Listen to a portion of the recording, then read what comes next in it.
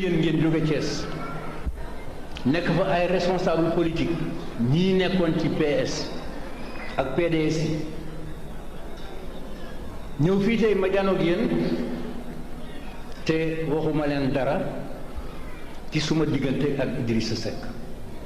mosu leen dégg mukk ma wax lu ñu jëm parce que dama tey fokk ma tey mbir mi ni mu demee dafa simple ci sama pouvoir sama mbëggeel ma doomoo ko mu jàng ma feetool njàngam ñëw mu ànd ak man ci biir politique bi liggéey na ma yëkkati ko def ko premier ministre jox ko pouvoir bi ci gouvernement bi loolu xanaa ni ma koy defee ak Macky Sall def leen lii jaar leen fii ñeen ma mën naa lii waaye lii amuñu ko ma dem wuti jox leen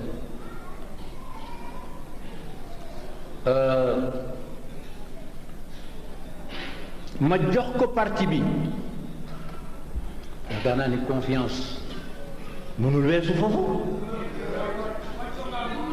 li ma leen wax loo xam ne yéen ñëpp yéen a ko seet parce que mbir mi lan la yow sama xaalis nga fële demal nga jël ci 2000 francs dem jëndal yi ma nangam ak nangam ak nangam nga ñëw ne ma man kat 10 000 francs laa jël danaa la laaj 8000 francs yi foo ko dugal c'est clair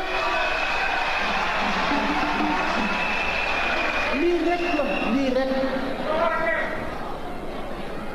décidé naa ni dañuy dem at mu nekk fête gi bu ñu defee Dakar bi ci topp ñu def ko ci capital yi pour mën a indi xaalis ci capital yi profiter defaraat capital yi defar ren ma ne nañu commencé Thiès ñu ne ma ñaata ma woo ko moom ak ministre des finances ma ne ko 20 milliards may naa leen ngeen dépensé ko ci kaw bu mu nekk loo xam ne xaalis bu ngeen di lepp la na nga ko génne ci budget bi nga xam ne suñu xaalis la lii laa leen wax da ngeen ko déglu bu baax de ci gannaaw gi nee na 20 milliards yooyu dellu siwaatoon na ci man ni ma naa ko yokkal ba ci 25 milliards ma ne ko ba tey wàññiwul dara à la condition que 25 milliards yi ñu xam rek lan lañ ci def xaalis nag kenn mënu koo jox nit ba pare te doo rendre compte nangam laa ci def jeex na kooku moo di mbirum 25 milliards yi bañu ma sax ñu considérer ni 25 milliards man maa ko wax mu dépensé ko à Thiès parce que bu ma amoon lu ko ëpp ma def ko fa inspection générale d'État bi nga xam ne ñooy seet affaire bi ñoom nee nañu sax loolu d'accord ñu parce que gisuñu fenn foo xam ni man maa fa bind ñu jël 25 milliards ma leen ba tey amul solo l'essentiel bu fekkee liggéey la boo xam ne def nañu ko Thiès rek baax na loolu di benn problème ñaareelu problème bi Idrissa Seck ni dépensé na 20 milliards ak juróom benn man ma ne 20 milliards mu ne 20 milliards ak juróom la mais affaire bi ba muy jeex ñu ne 20 milliards ak juróom benn ma ne ko léegi nag 20 milliards ak juróom benn yi man mënuma ko passer sous compte profit et perte dama am responsabilité léegi da nga wax fu mu dugg boo ñëwee ni def naa tali fii def naa goudron fii def naa nangam bu ñu ko calculer ba xam ne loolu daj na jàmm ne ñooy loolu moo tax ci biir conseil des ministres laa ko wax ni ko dangaa jàpp yoon yu nga xam ni man moom laa la waxoon dama leen noon bul dépensé 20 milliards nga ñëw ni ma dépensé ko 20 milliards ak juróom benn lii mooy mbir mi ma jox ko inspection générale d'État def nañu enquête bi ba mu jeex dossier bi jox naa ko ministre de la justice premier ministre laa ko jox premier ministre jox ko ministre de la justice ci sama décision léegi nag soxlawul xuloo soxlawul xeex expliquer waa Sénégal yëpp dégg ko xam ni xaalis bi fii la dugg boo ko defee rek jàmm ni ñooy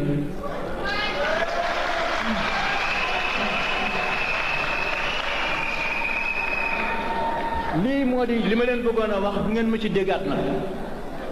jeexal naa ci Cees a ngi travaux yaa nga fa mën na noo def calcul jeexal na en tant que président de la République.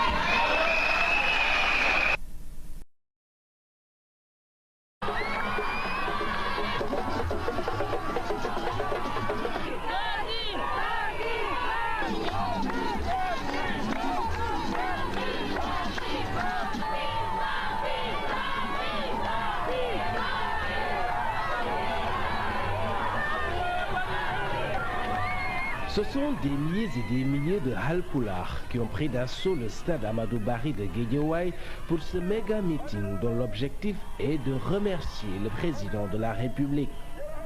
Les ressortissants de Podor, de la région de Matam, tout comme ceux de la diaspora, se disent en fait très sensibles aux actions de Maître Abdoulaye Wade dans le Fouta. Ils en veulent pour preuve les multiples réalisations dans les domaines socio-économiques, entre autres le pont de Médina Ndiagbé, la route Linguère-Matam, ainsi que d'importantes infrastructures de base. On ne le dira jamais assez. Cet homme est une chance pour le Sénégal. Cet homme est une chance pour l'Afrique. Cet homme est une chance pour le monde tout entier. Dans le contexte actuel, il n'y a que deux axes. L'axe des loyaux et des fidèles, l'axe des transparents et des développeurs, opposé à l'axe des opaques, à l'axe des voleurs, à l'axe des pressés, à l'axe des défiants. Monsieur le Président de la République, c'est le Fouta, dans sa diversité, mais uni autour de vos idéaux qui vous accueillent aujourd'hui et qui est à votre écoute. Bandiraɓe ko halpulareɓe mbiyata so keneli kaaɓi ko samo samo seeɗoto. Monsieur le Président, je viens de dire que un proverbe pulaar dit que si deux tourbillons se battent, ce sont les débris qui en témoignent. Ceci pour parler de votre combat contre la pauvreté, mais un combat pour la transparence dans la gestion des affaires de l'État. Monsieur le Président, je ne dirai pas un mot de plus,